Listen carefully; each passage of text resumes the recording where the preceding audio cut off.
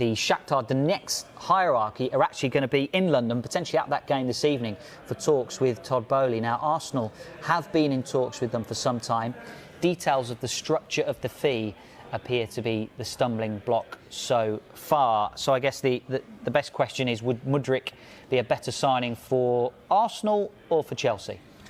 Now, I think firstly we've got to discuss the fact he is one of the most exciting young players in world football at the moment. Roberto De Zerbi, the Brighton manager, worked with him at Shakhtar and said he's got potential to win the Ballon d'Or one day. So this is the sort of player we're looking at. Now, I actually think he'd be a better signing for Chelsea than for Arsenal. One of his key attributes, he's got many, is his pace. He's unbelievably quick. He loves to take players on, which is something you don't really see so much in the Premier League now. Arsenal already have two players who can do that, in Martinelli and Saka. Chelsea, yes, they've got Raheem Sterling, but he plays in a slightly different way than he used to when he burst on the scene. They've got the likes of Ziyech, Mount, Pulisic and Havertz, who are more number 10s who play in wide areas. But with a player like Mudryk, he can challenge you on both sides. He makes the pitch bigger.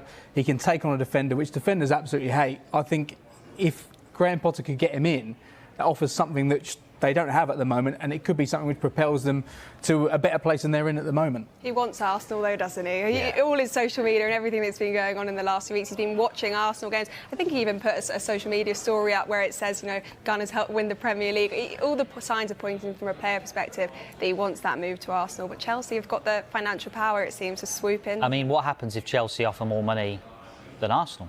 Well, this is the problem, isn't it? I think sometimes you've got to look at what's the best deal for the club, but actually what's the best deal for the player. And if I was a forward player, I'd look at Chelsea and think of the forward players that have gone there over the last few years and think, has anyone really joined Chelsea in the last 2-3 transfer windows, played in that front three position and excelled? Probably not. I can't think of anyone who's gone there and excelled in the front three positions. Arsenal now, which would have been mad to say 12 to 18 months ago, feel a better proposition for me. If I was a player looking to move to the Premier League at the moment, I'd rather go and play for Arsenal than Chelsea from a football perspective, because Chelsea just feels a little bit chaotic. You know, they signed Sterling in the summer. His best position's on the left flank, which is Mudryk's best position. But yet Sterling's barely played on the left flank for Chelsea. He spent time at the right. He's played wing back as well under Potter. I'd look at that, and if I was Mudryk and an Arsenal fan as well by the looks of things, you'd want to go there, and you've got a genuine shot of winning the Premier League. At this moment in time, the way the Premier League's gone this season, there's a very real chance that three of Chelsea, Manchester United, Tottenham and I've forgotten who the other team is. Big teams aren't going to make the Champions League this year because Arsenal are going to be in the top four. Newcastle look like they're going to be in the top four as well. So there's only really one space left in that top four, and at the moment I wouldn't back Chelsea to get that. So if I was Mudryk, I'd want to go to Arsenal because you've got more chance of playing Champions League football next season as well. I mean, is that a serious consideration for these players? I mean, Enzo Fernandez has just won the World Cup. He wants to be playing at the highest level. If he's looking at the bid from Chelsea, you can offer as much money as you want, but if you're not going to be in the Champions League, that's a major consideration right now. I guess he's looking at it from a league perspective where he's going to play in the Premier League rather than the Portuguese league, and he doesn't look like he's got any other options. Maybe if a team that was more certain of Champions League next season was in for him, say Real Madrid, maybe he'd consider going there, but there isn't any other offers on the table for him because it's such an extortionate fee. I think for Mudryk, he's looking at Arsenal and thinking, one, he's been a supporter all of his life by the looks of things. Two, they're heading in completely in the right direction, and they've got a manager that's proven to harness young talent. With Potter at Chelsea, yes, you know, he's proven to look after young talent and progress players.